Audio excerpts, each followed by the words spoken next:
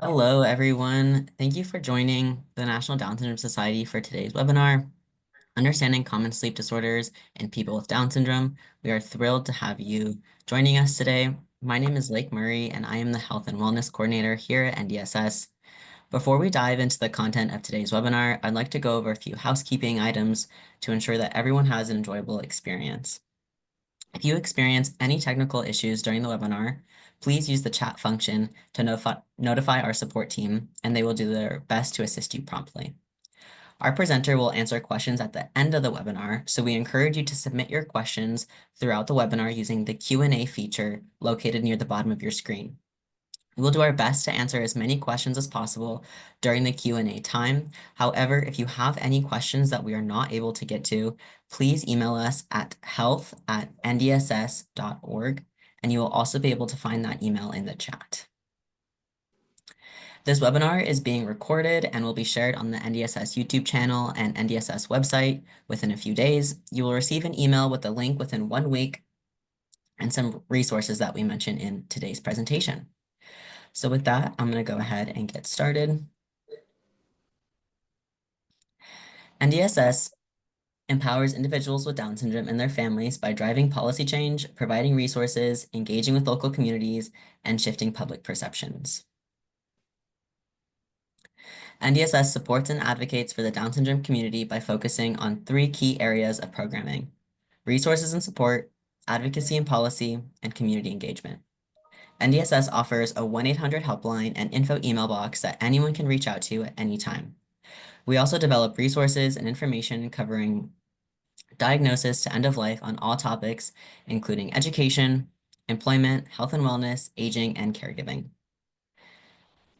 NDSS advocates at the federal, state, and local levels. We develop and improve laws to positively impact people with Down syndrome across the country and affirm the human rights. The legislative agenda spans the life experience of individuals with Down syndrome. NDSS also offers scholarships and grants, leads the National Buddy Walk program and Times Square video presentation, runs the Athlete Ambassador program and the DS Ambassador program, and hosts a variety of awareness building and fundraising events throughout the year. NDSS has many events throughout the year. Some of our upcoming events include our Down Syndrome Advocacy Conference, which will be happening next week in Washington, D.C., and our annual New York City Buddy Walk and Times Square video will be on September 6th this year. The Health and Wellness Program offers information and resources to support individuals with Down syndrome, their families, caregivers, clinicians, and other community members. We also work with the policy team on health-related advocacy work, and I just wanted to highlight a few of our resources here. They are all free to download on the NDSS website. To help caregivers better understand sleep apnea, NDSS created the Obstructive Sleep Apnea Overview and Symptom Checklist. While sleep apnea can occur without obvious symptoms, this checklist can help you communicate concerns with your provider. NDSS also created Preparing for a Sleep Study, a tip sheet to help you and your loved one understand what to expect before, during, and after a sleep study. You can download these 2 new resources for free on the NDSS website. I am very excited about our speaker today, Dr. Dan Combs. Dr. Combs is an assistant professor of pediatrics and medicine at the University of Arizona. He is board certified in pediatrics and sleep medicine and completed a fellowship through the Arizona Leadership Education in Neurodevelopmental Disabilities program during his pediatrics training. He directs the Pediatrics Sleep Medicine program at Banner University Medical Center in Tucson, Arizona, where he provides clinical care for children and adults with Down syndrome. Dr. Combs has received research support from the National Institutes of Health, Patient-Centered Outcomes Research Institute, American Heart Association, and other foundations. His current research is focused on clinical trials to find better treatments for obstructive sleep apnea for people with Down syndrome. And with that, I will turn it over to you, Dr. Combs. Thank you very much. Give me 1 second to get my slides up.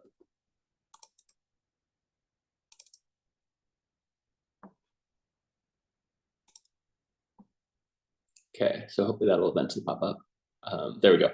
So first off, Lake, thank you for the invite. I'm always excited to talk about this topic. And so I'm going to try to cover some of the more common sleep disorders that affect people with Down syndrome. And so broadly kind of goals, I'm going to spend a brief few minutes on basic components of sleep health, talk about insomnia treatment, and then spend the remainder of the time talking about obstructive sleep apnea. So why do we care about obstructive sleep apnea? How do we diagnose it? And how do we treat it both today and then kind of upcoming things that will hopefully be available in the near future. So broadly, sleep health, I kind of simplistically break this down into kind of 3 areas. So sleep duration, so how much sleep are you getting? Are you getting enough sleep? This is age dependent.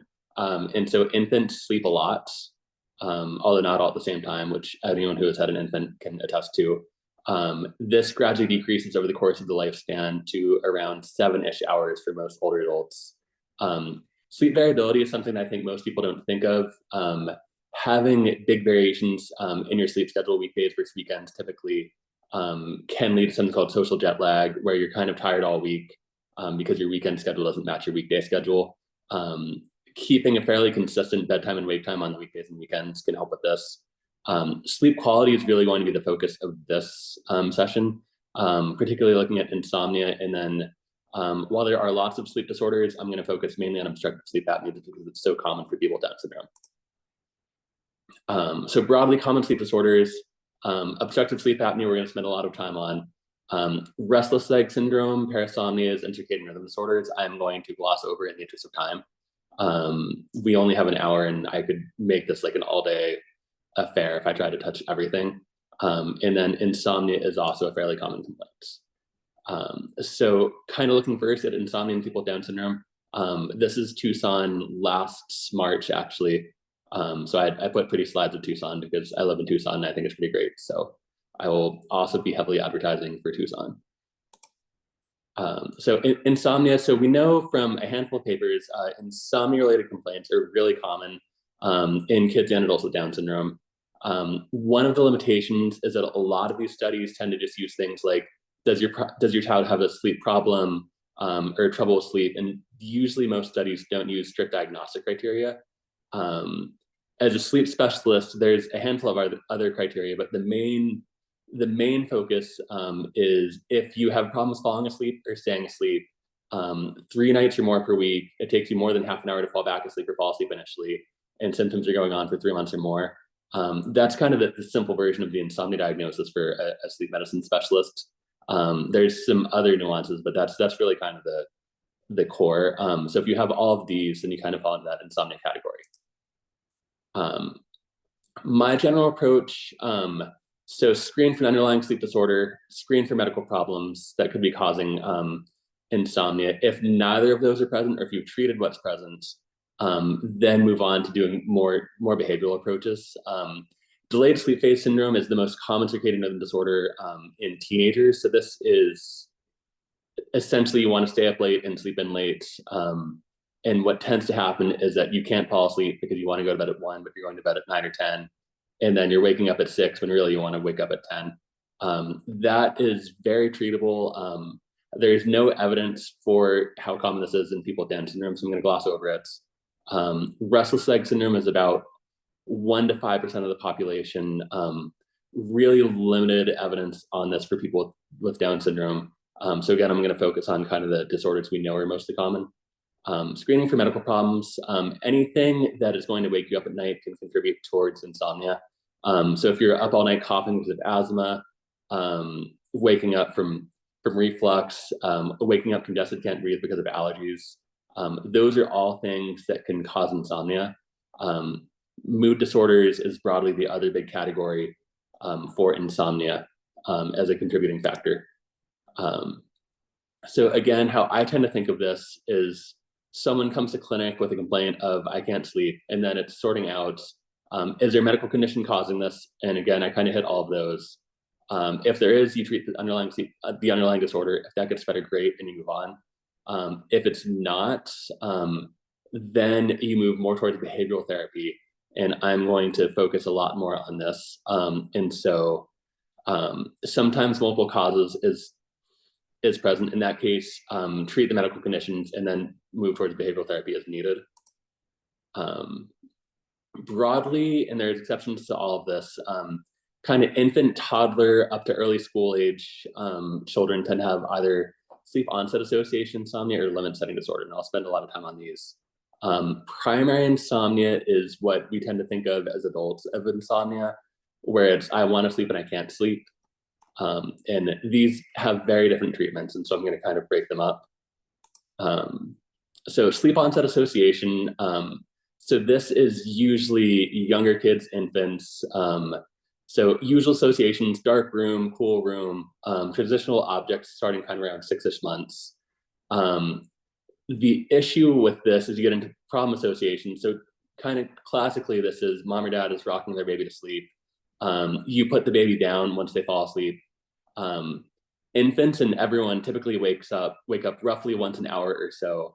And what happens with that wake up is they wake up, they're not being rocked anymore. And so instead of drifting back to sleep after a minute, which usually happens, you don't remember it, they problem solve and try to fix the problem of not being rocked by crying, calling out, coming to find you, depending how old they are. And then you have your child is waking up all night, coming to find you.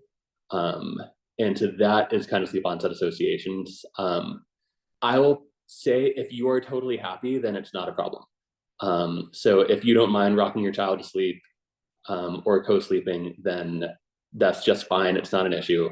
Typically, this is just because parents are exhausted and can't sleep that makes challenges. So I'm going to very broadly touch on treatments. The reality is that insomnia treatment really needs to be tailored to individuals. I'm going to touch on kind of basics, but this is very much limited in terms of there's a lot of nuance in terms of tailoring this to individuals. But kind of broadly, graduated extinction is kind of the classic, well-known effective methodology for treating sleep onset association. And so I will give an example of this, but essentially, if you're rocking someone to sleep, instead of rocking them to sleep, you put them down in bed without rocking them. You can soothe them, hang out with them in the room until they fall asleep, but don't pick them up, don't rock them. And usually you'd leave the room for 5 or 6 minutes. They're almost certainly going to cry. Wait that 5 or 6 minutes, then you can come in and soothe them, but don't pick them up, don't rock them. And then leave the room again once they're calm and kind of repeat. This can take a while. There's a whole bunch of variations. There's a different variation called geographic extinction, where instead of leaving the room, it's instead of like holding them, rocking them, or sleeping with them, you sit next to them in a chair until they fall asleep, and then you kind of gradually move the chair out of the room over the course of a few weeks. Either works. One of the things that comes up is people worry about that they're stressing their infants. People have actually studied this, and cortisol levels, kind of your main stress hormone, aren't any higher with sleep onset association insomnia treatments like graduated extinction. This book has been around for decades at this point. I really like it. It's fairly easy to read and talks about graduated extinction really at length. This is probably like the original popular book on this topic. I think it's great. You can get it for a few dollars used. And then, so my example, this would be in a child who's never had any behavioral training for sleep training whatsoever. So in this example, it's a baby who's rocked to sleep every night. So you put them to bed when they're awake but tired without rocking. They're going to cry a bunch. If it's a new thing, usually maybe 30 minutes is reasonable. If you have tried and kind of given up, crying for hours is not uncommon. And so in this kind of like classic textbook example, the infant's going to cry for about half an hour. You check in after 5 minutes, after 6 minutes, and then every 7 minutes until they're asleep. When they wake up overnight, you do the same thing. Night 2 is almost always worse than the first night, so usually infants cry longer. Again, you check in over gradually lengthening intervals. They wake up once overnight, you do the same thing. Third night, cried for 15 minutes, checked in once, and then was asleep before the second check-in. And then night 4, hung out in bed awake, and then fell asleep. Limit setting disorder is kind of the other broad childhood insomnia. And the issue with this is usually kids aren't clear what the boundaries are. And so what will happen is most 2-year-olds really don't want to go to bed. Going to bed is boring. Nothing exciting happens while you're asleep. And so they will do their best to not go to bed. And so this is going to be coming out of the room, asking for things like, like, I drop my stuffy on the floor, get my stuffy, I can't find my water bottle. Basically anything they can to kind of prolong the process, keep you doing things and paying attention to them. In sleep clinic, I will see more extreme versions of this. Kids who just refuse to sleep in the room, they just come out, sleep on the couch, watch TV, do things like that. Oftentimes kind of similar behavior in the daytime of just kind of generally not listening. This book is one of my other favorite sleep books. It's targeted towards kids with autism spectrum disorders. It is very relevant for any kid, in my opinion. It tends to kind of spell things out a little bit more completely and simply. I like it across the board. So it's targeted for kids with autism, but I think it's pretty useful for everyone. Treatment with this is essentially consistency. So setting clear boundaries and making sure kids understand them. Examples of what that can be for younger kids, using baby gates, keep them in the room. You can do kind of a similar graduated extinction where you just check in from the doorway to make sure they're okay without going in, without giving in to whatever they're asking for. The classic peds sleep intervention for this is something called the bedtime pass. And so this can be an index card or whatever you use. You can decorate it, have fun with it. And essentially kids can use that card so they can either trade it in for a request, whether, like, I want some water, or, can you tuck me in again? Or if they keep it overnight, then they get a prize the next morning. The trick to this is that once they've used that card, they can't get anything else. And so you have to be really strict with, you get the one thing, and after that, it's just, no, you need to stay in bed. And then moving on, so older children and insomnia, older children and adults typically have what we call primary, or the older terminology, psychophysiologic insomnia. Broadly, this is kind of the typical adult insomnia that probably everyone on the call has had at least a handful of times in their life, if not more. I really like this thing called the 3P model of insomnia that kind of explains what happens for adults with insomnia. So you have predisposing factors. So if your mom and dad were terrible at sleep and have insomnia, you're at high risk of insomnia too. So this is kind of your baseline risk of insomnia. Some people just sleep great, period, and nothing matters. They can watch TV in bed all night. They can do whatever and they sleep fine. Precipitating factors, so something happens that acutely disturbs your sleep. Something bad happens at work, something bad happens in your personal life. You're stressed over something. This usually goes away, and what happens in people's chronic insomnia is you have what are called perpetuating factors, which is maladaptive coping strategies that make things worse. The classic for this is that everyone, when you have a rough night of sleep, you say, I'll go to bed early, I'll get more sleep. What happens with that is you have a natural kind of peak of alertness roughly an hour or so before bedtime, and you try to go to bed during that to try to catch up on sleep. And what happens is you lay in bed, you don't get any extra sleep, you're actually in bed longer, but you sleep the same or less. And a lot of times you will see that people spend more and more time in bed with less and less time sleeping. So the treatment for this is something called cognitive behavioral therapy for insomnia. And so this is a package of interventions to help with sleep. And so I'm going to touch on all of these briefly. So Insomnia Coach is an app that you can download. This is actually made by the VA hospitals to help veterans with insomnia. This is self-guided CBT insomnia. This is free, which is great. For anyone on this call who has more clinical background or clinical interest, Daniel Taylor at University of Arizona actually put together something called CBTI Web. This is actually a training course for administering CBT. It's free, which is why I include it. It is far too much detail for anyone who's not very, very interested in the topic. But for anyone who happens to be on here with some clinical backgrounds, this is a great thing to look at. Again, it's very, very detailed because it's aimed at training clinicians into doing CBT for insomnia. So broadly, so sleep hygiene, I think most people know these things. Limiting caffeine intake, doing calmer things near bedtime, having dimmer lights in the evening, no TV in the bedroom is a big one. For especially my teenage patients, no texting in bed. I think that is like the worst possible thing you can do when you're trying to go to bed, is text someone and then lay there waiting for them to text you back. Stimulus control. So this is Dick Bootson, who's since passed away, but he was at the University of Arizona. He was an amazing sleep psychologist who came up with stimulus control, among other things. This is a very straightforward set of instructions that's surprisingly effective for insomnia. And so essentially go to bed only when you're sleepy. So if you're not tired, don't try to go to bed. If you are in bed for more than about 20 minutes or so and you're awake and you can't fall asleep, get up, do something calming like reading, drawing, anything like that. Use your bed / your bedroom only for sleep. So don't read in there, don't do your homework on your bed, don't watch TV. Get up at the same time every morning, weekdays, weekends, and then don't take naps. This on its own is fairly effective for insomnia. One of the nice things is that this really works for pretty much anyone. So this can be effective for a pretty broad population range. Sleep restriction. So I'm going to touch on this. This is really done best in combination with a sleep medicine provider. But I'm going to touch on this. This is very effective in terms of helping people to fall asleep faster and treating insomnia.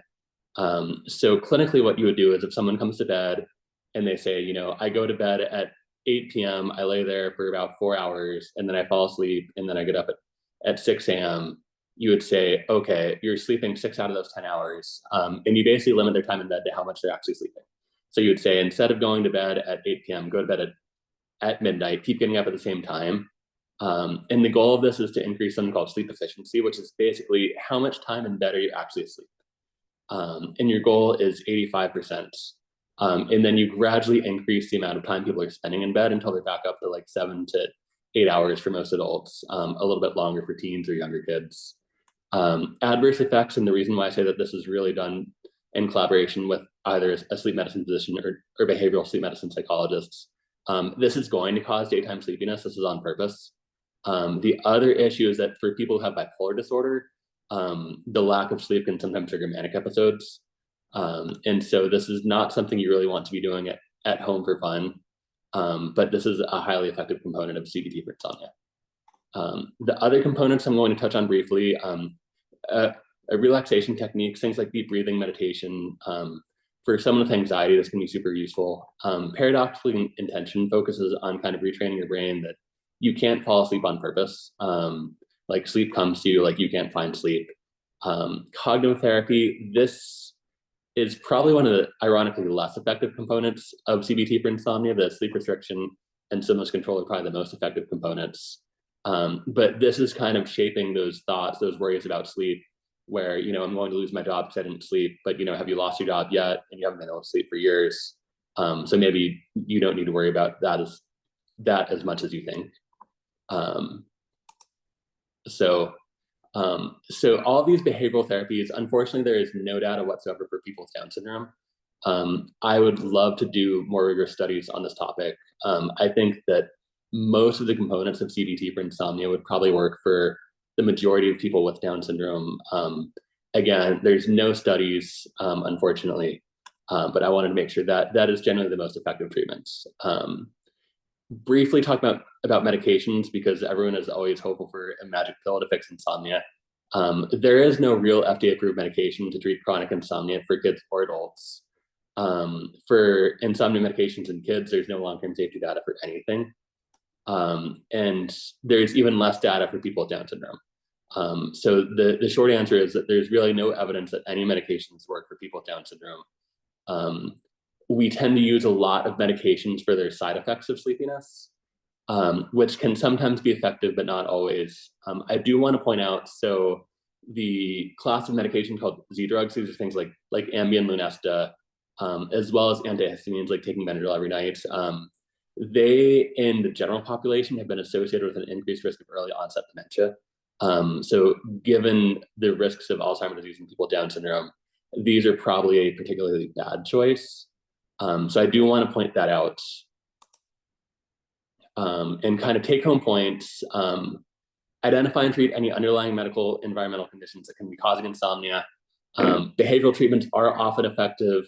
One of the challenges is that there are not that many behavioral sleep medicine psychologists. So I'm trying to give you guys at least some tools that can be useful. We desperately need insomnia-related studies for people with Down syndrome. I think at least logically, a lot of the general principles for behavioral therapy, there's no reason to think they wouldn't be effective for people with Down syndrome. but again, they're not studied. And then finally, medications may be effective and often are effective for some people, but there's really no data for people with Down syndrome. So with that, I'm going to switch over to obstructive sleep apnea in people with Down syndrome. And so again, Tucson is great. Here's some deer. I managed to catch this bird mid-flight. Here's a cardinal, which is the best bird at football, as based on the Phoenix Cardinals. So types of sleep apnea. So obstructive sleep apnea is usually what everyone's talking about. OSA is usually the acronym that's used for this. So this is symptoms typically snoring, choking, gasping, kind of like choking yourself awake, are very common. Generally, this is about 2 to 5% of kids and about 10 to 15% of adults. Across the board, obstructive sleep apnea is associated with worse quality of life, worse cardiovascular effects. So in broad population studies, increased risks of heart attack, strokes, things like that for moderate to severe OSA.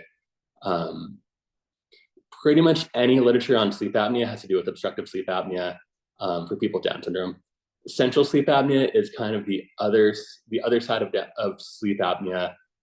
This is silent pauses, so this is more the brain doesn't send a signal to your lungs to take a breath. This is not very common. Typically, this is associated with some kind of neurologic or neuromuscular condition that's causing it. Infants, interestingly, have a good amount of this just at baseline, and it goes away as you get older and your brain gets better breathing. I'm mentioning this. There's some older literature suggesting it's common in kids with Down syndrome. There's really been no follow-up on that. And I will say clinically, I very rarely see central sleep apnea in people with Down syndrome. So I'm going to focus predominantly on obstructive sleep apnea. So obstructive sleep apnea for people with Down syndrome. I mentioned kids usually have about a 2 to 5% prevalence. For kids with Down syndrome, that's about 31%-ish, even a little bit higher in infancy. By the time you're hitting kind of school age and teens, 50 to 80%. In adults, and a handful of studies, 80-ish to up to 100% of adults in one study had obstructive sleep apnea. So this is incredibly common in people with Down syndrome, and you're probably aware of that if you're attending this webinar. Kind of other factors, a lot of kids in particular with Down syndrome that have OSA aren't noted to have the usual OSA symptoms, such as loud snoring, when you ask their parents.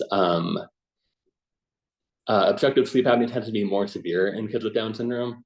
And so because of that, there's actually a universal screening recommendation that anyone with Down syndrome by age 4 should have a sleep study. This unfortunately hasn't gotten that much uptake. So in one study, only a quarter of kids that should have had a sleep study had actually had one. So this is something that we can hopefully improve on. Why do people with Down syndrome have such high risk for obstructive sleep apnea? Kind of 2 broad causes. So one, most people with Down syndrome have a relatively kind of flat middle of their face and a relatively large tongue proportional to their airway, and can also have big tonsils or big adenoids. All of those result in your airway being smaller and more easy to compress. And so obstructive sleep apnea is essentially your airway is collapsing or being blocked overnight. And so all of those increase your risk of having that happen. The other big factor is low muscle tone. And so this is essentially universal for people with Down syndrome, tend to have lower muscle tone, including your airway.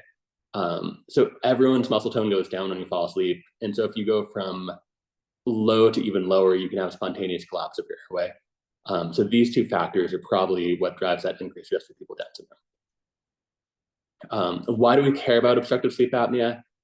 So specific to people with Down syndrome, we know, in one of my collaborators, Jamie Edgen, who was at the University of Arizona, is now at Virginia Tech, did a study looking at school-age kids with Down syndrome with and without obstructive sleep apnea, and she found about a 7-point difference in verbal IQ.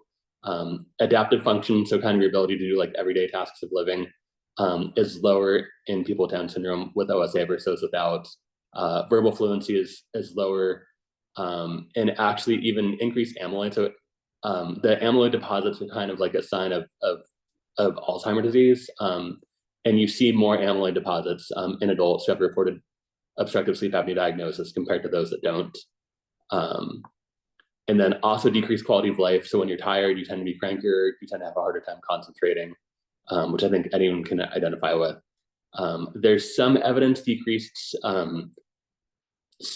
some decreased left ventricular function, so your heart's not pumping as well as it should. So how do you diagnose sleep apnea?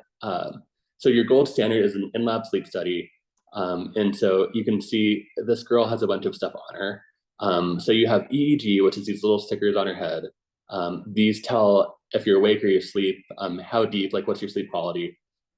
Cardiac, you have a single EKG lead on your chest.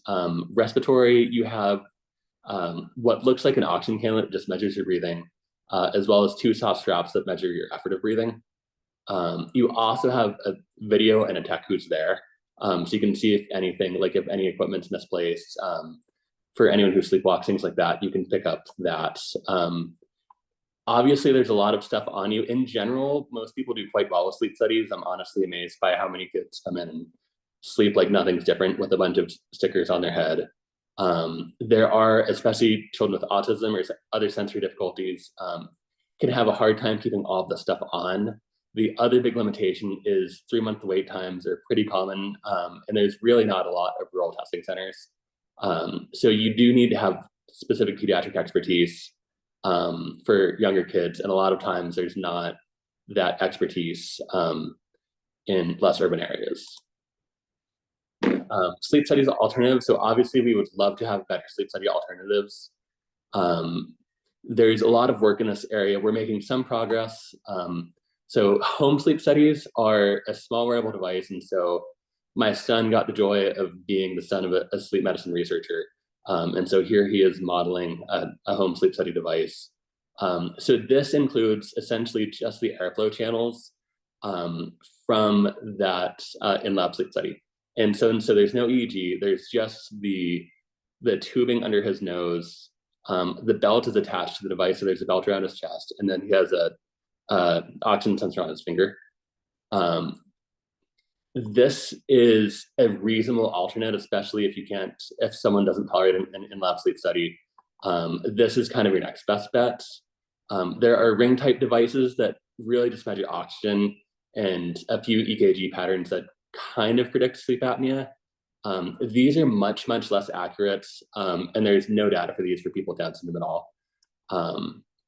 The main issue with home sleep studies, so in adults, they tend to underdiagnose, and so you might miss mild obstructive sleep apnea. In kids, a lot of times they will actually overdiagnose. And so AHI is your measure of sleep apnea severity. For kids, less than 1 is normal. For adults, it's less than 5. And so if you look at 1, which is what you should use in theory as your cutoff, you don't miss any cases of sleep apnea. However, 80% of those kids actually don't have sleep apnea when you do the in-lab sleep study on them. If you use a higher cutoff for sleep apnea severity, this gets a lot better. So again, with the cutoff of 3 events an hour, so 3 pauses in breathing an hour, you catch everyone, and then about 1 in 5 kids actually don't have sleep apnea.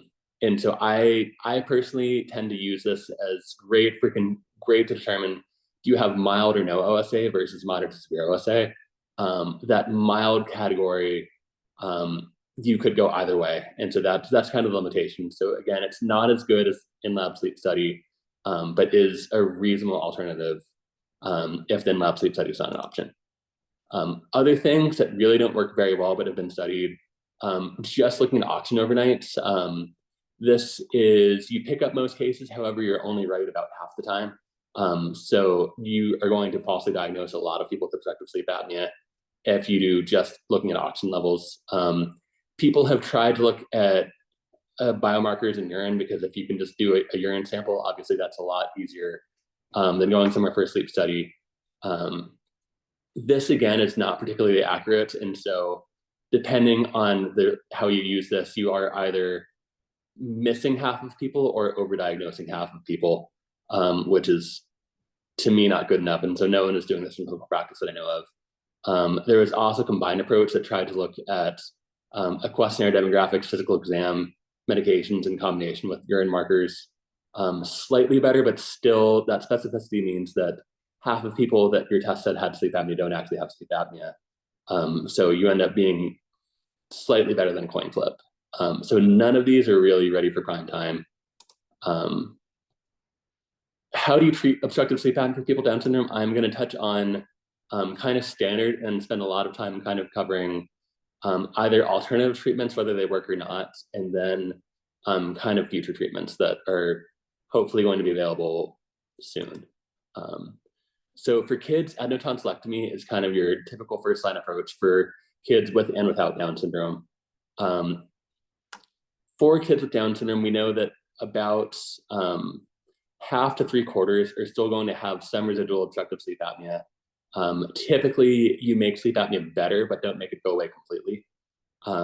And so in a handful of studies, people show usually you make things about 50% better-ish. So this benefits, but is not curative for the vast majority of people. There are some other ENT procedures that can be considered. I'm glossing over those, but there are some other things that can be done sometimes. CPAP, so positive airway pressure therapy. So this is essentially just a small fan with fancy computer chip that blows air in your nose and mouth. You can think of this as just holding your airway open. And so if you hold your airway open from the inside, you don't have apneas, which means that you sleep well. For people who use this, it works fantastic. And so if the machine is on your face, you effectively don't have sleep apnea. The obvious issue with this is that sleeping with a machine blowing air in your face is challenging. And so adherence is not great. One study found about half of kids were able to use it. This study really looked at people who were followed long-term in sleep clinic. And so there's probably a bias in terms of the people who kept coming to clinic were probably the ones who are using CPAP. And then one other study found that kids use it roughly an average of 2 hours per night, which if they're sleeping 8 to 10 hours is only 20 to 25% of the night, and which means that the rest of the time their sleep apnea is not treated. So if you can use CPAP, it is the best treatment. It is probably going to be the best treatment for the near future. And so a lot of other treatments are really focused for people who can't use CPAP. Myofunctional therapy, I'm going to touch on briefly. This is essentially speech therapy-like exercises that improve your airway muscle function. So the idea is that if you make your airway muscles stronger in the daytime, some of that will carry over and it will be stronger in the nighttime. There's one study specific to kids with Down syndrome where they did a training camp where they're doing this 3 times a day for 45 minutes. They only had about a third of those had usable sleep studies pre and post intervention. Unfortunately, it showed no difference whatsoever. The counter argument to this is something that you probably need to do for months before you see much of a benefit. So a week is probably too short. However, I'm not the hugest fan because doing something 45 minutes 3 times a day is not really reality-based for most people. And so it's promising in theory, but it's probably not really that implementable. Anti-inflammatory medications. So montelukast and nasal steroids, things like Flonase, can treat obstructive sleep apnea. Typically, they shrink your adenoids. So instead of surgically removing them, you use these anti-inflammatory medications that can shrink them somewhat to help treat obstructive sleep apnea. Unfortunately, there's 2 retrospective studies of kids with Down syndrome, and they didn't work. So one study, their baseline sleep apnea severity was 3, their follow-up was 3.5. And the other one they found went from 3.5 to 3.6. So these are not, it doesn't seem like these are particularly effective for people with Down syndrome. These are retrospective studies, so they're not ideal, but it doesn't seem like they're particularly effective. Palate expansion, I will touch on. I am not a dentist, and so I can't speak to that area. In general, we know that palate expansion, so where you basically use this little device and you turn a little key and it gradually opens your airway. This can be done. We know that it increases how big your airway is for kids with Down syndrome. And so here's kind of an example here where you can see that you add a lot of space with this. And this is kind of a scan of the airways. You can see the airway gets a lot bigger. There's no data for people with Down syndrome showing that this actually makes sleep apnea any better. And for that matter, kind of in general, there's not a lot of evidence that it makes sleep apnea better on a large scale. And so this is something that if you were doing it cosmetically for any reason or for dental reasons, it might help your sleep apnea, but there's really no evidence to say that it's going to help it specifically for sleep apnea. And mandibular advancement devices, this is the kind of adult dental treatment. This is a mouth guard on a hinge essentially, and so this pulls your lower jaw forward. And so this kind of same idea opens up your airway so you have more space there. There are no studies of this in people with Down syndrome that I can find. This is a reasonable treatment for older teens and adults that have mild to moderate sleep apnea who aren't overweight.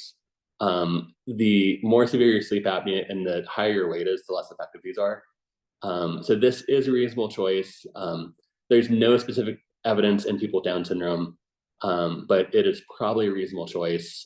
You have to have all of your adult teeth in, which is usually age 16 plus. What I've been told by dentists is that if you've had braces, there's a risk of shifting your teeth with these. And so it's not a perfect device. A lot of times these can be challenging because most dentists don't accept medical insurance, and medical insurance and most dental insurance doesn't pay for this because they consider OSA a medical problem, not dental.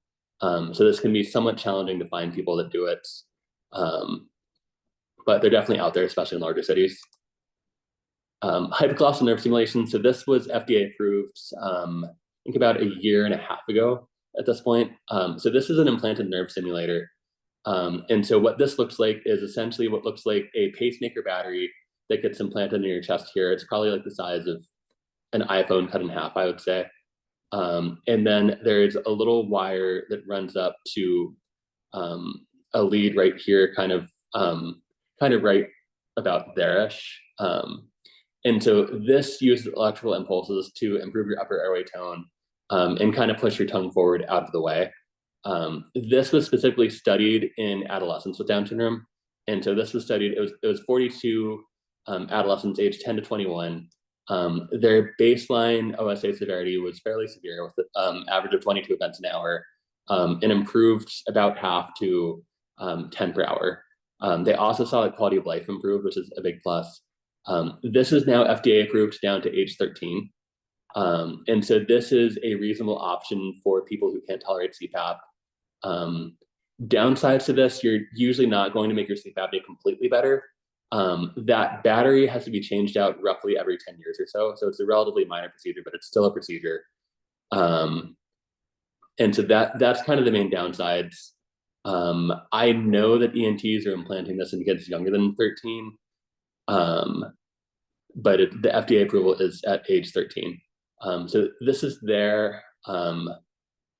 The other issue, there's better devices kind of in the future. Whether or not they'll be studied in people with Down syndrome, I have no idea. And so in terms of do I wait for one of the devices, so some of them don't have the implanted battery, but I don't know if they'll ever study people with Down syndrome. So this is an option. I would talk with your sleep medicine doctor if you're interested in it. GLP-1 agonists, so these are things like Wegovy, all of those that are now all over TV. So these are originally diabetes weight loss medications, and so kind of evidence for them. So there's, I think, 4 or 5 of them at this point. They seem to be effective for obesity in kids and adults.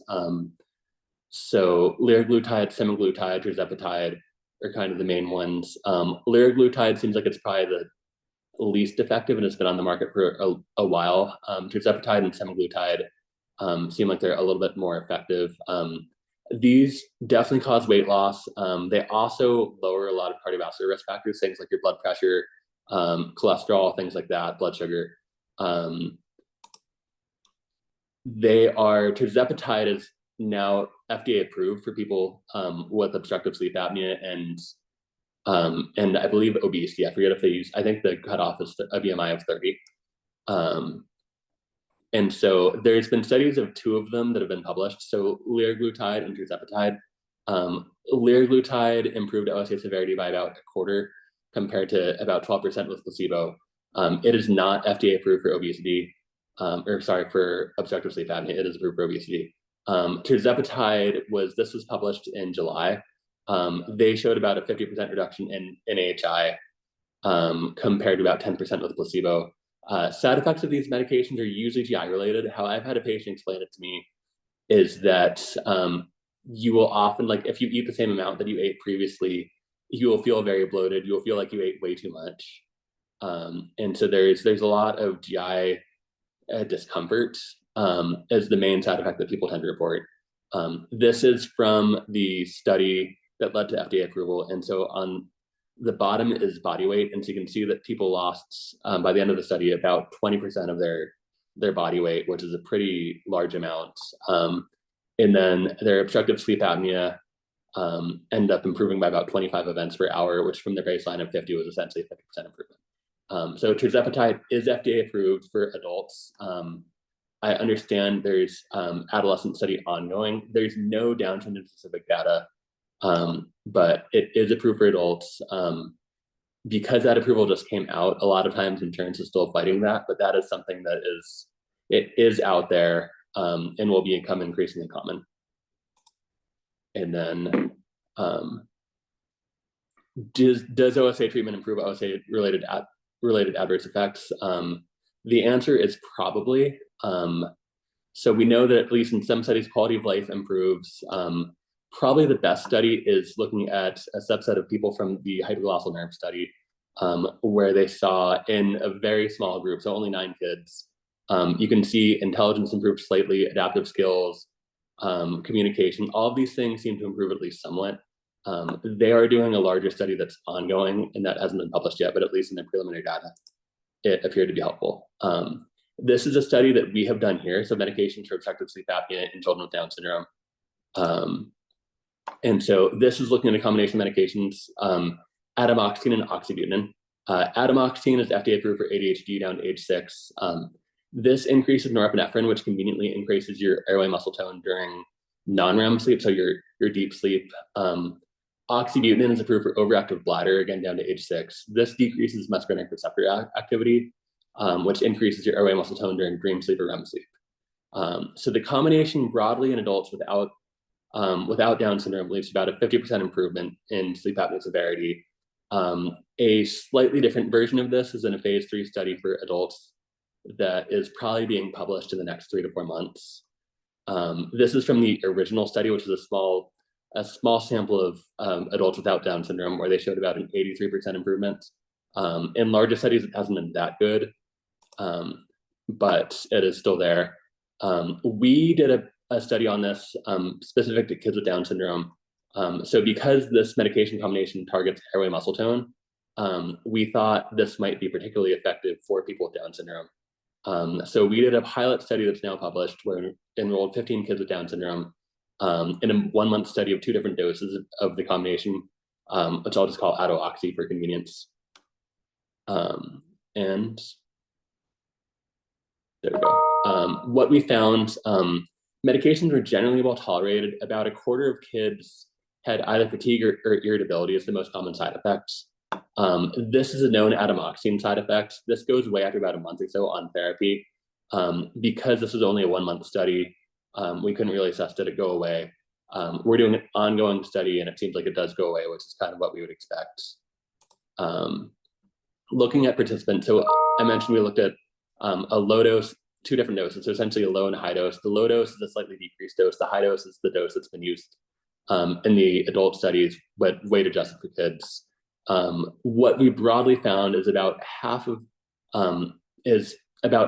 kids had their sleep apnea go from moderate to severe to mild or none. And overall, we saw about a 50% improvement in obstructive sleep apnea severity.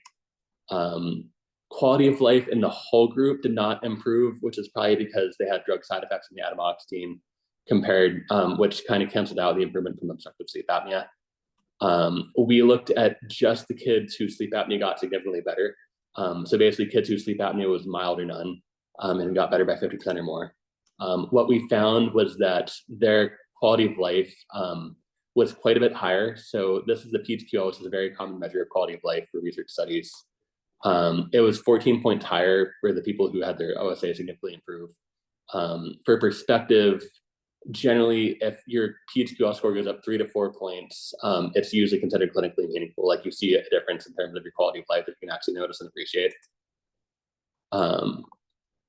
And then, so that was a pilot study that we've since completed. And so to summarize, we found that it decreased OSA severity by about half. The low dose and high dose had about the same effect, but low dose had lower side effects. So for future studies, we've been using the lower dose. We have a current ongoing study that's looking at 6-month efficacy of the combination, looking at how much do we improve OSA severity, as well as quality of life and also cognition. And so one of the issues is, can we improve cognition by treating obstructive sleep apnea? And we're hoping to answer that. This study, basically you come to Tucson, you do a baseline sleep study. Parents, because it's only kids 6 to 17, parents fill out some surveys. Your child does a brief cognitive assessment that's kind of like really boring computer games, but usually kids tend to like it. You take medications for 6 months, and then you come back and you repeat those tests to see if things improve. This study is ongoing and currently enrolling. So we are about half to 2/3 of our way to our total enrollment. We'd like to finish enrollment this fall. So this is something that's available that you can potentially participate in. Take-home points, OSA is common for people with Down syndrome and is associated with worse outcomes, so worse quality of life, things like that. Current OSA treatments are effective for some people with Down syndrome, but definitely not all. There are a lot of new treatments that are under development that will hopefully be more effective for people with Down syndrome. And so I will pause there. I will tell you, so the Adawaxy clinical trial that I mentioned, this is ongoing. You have to come to Tucson for this study. We are able to provide $1,000 per visit for travel reimbursement. And so that is an option. So I'll mention this. And then this other project we have ongoing. So for people who participate in research, for kids, you fill out assent. For adults or legal guardians, for people who don't have, who have a legal guardian, they fill out consent. This is a brief survey just asking people's opinions about this. If you want to fill this out, this would be super helpful for us.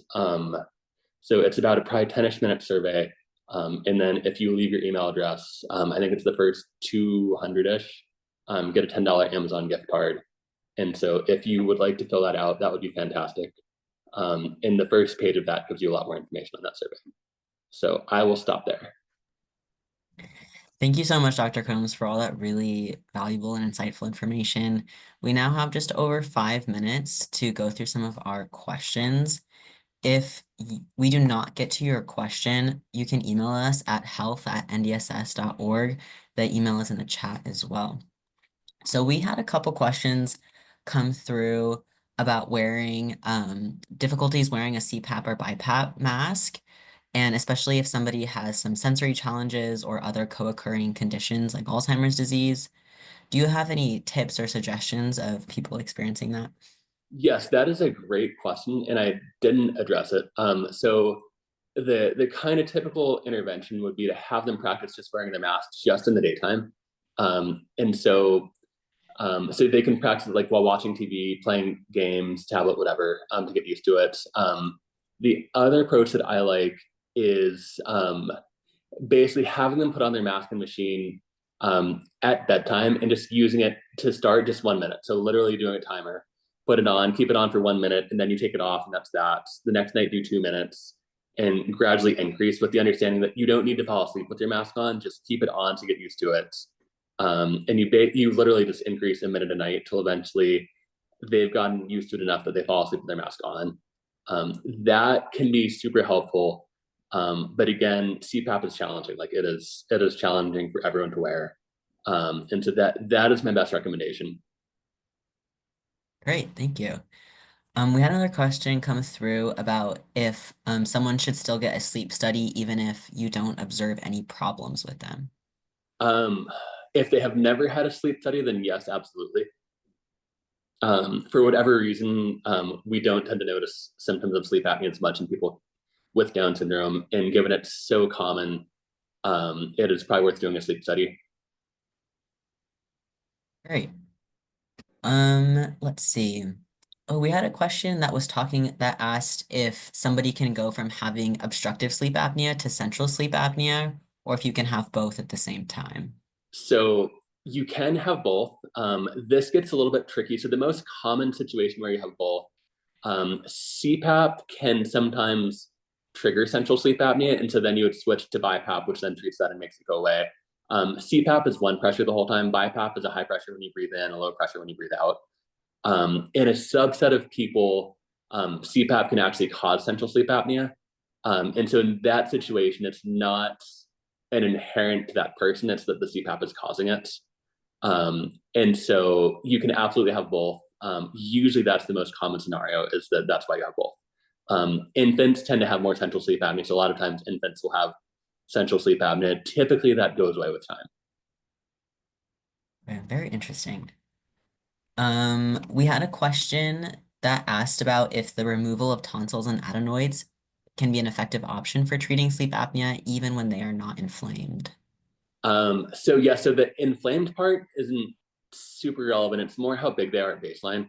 And so I didn't talk about it, but there's essentially a scale that goes from 0 to 4. So 0 is they're surgically removed.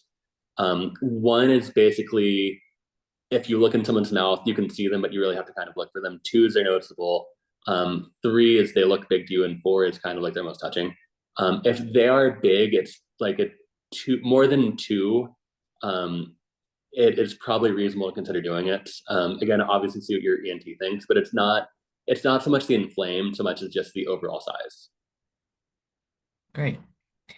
Would you mind expanding a little bit more on the risks of the hypoglossal nerve stimulation and the procedure to implant it? Yes. So kind of it's usually well tolerated. The main kind of risks that have popped up, implant site infections are a tiny bit more common in people with Down syndrome is what they found. Um, One of the kind of the biggest concern to me is that for people who are nonverbal, it causes a weird sensation. So you typically will actually adjust it till you can see someone's tongue kind of moving forward when it's turned on. That's not inherently painful, but it is very weird. And so I could see someone with sensory issues really struggling with that. And so I think that's probably the main risk. The pacemaker battery has to be changed out every 10 years or so. So that's kind of the other issue with it. I think the other kind of downside is that you really have no idea how effective it's going to be until it's actually implanted. And so you're kind of stuck doing the surgery, and then you don't know if you're going to see that much of a benefit. I think those are kind of the downsides. Upside is for a lot of people, there's really not another effective treatment out there right now. Again, we're doing medications to kind of do the same thing, so I'm hopeful that will be successful. But that's not currently an FDA approved option.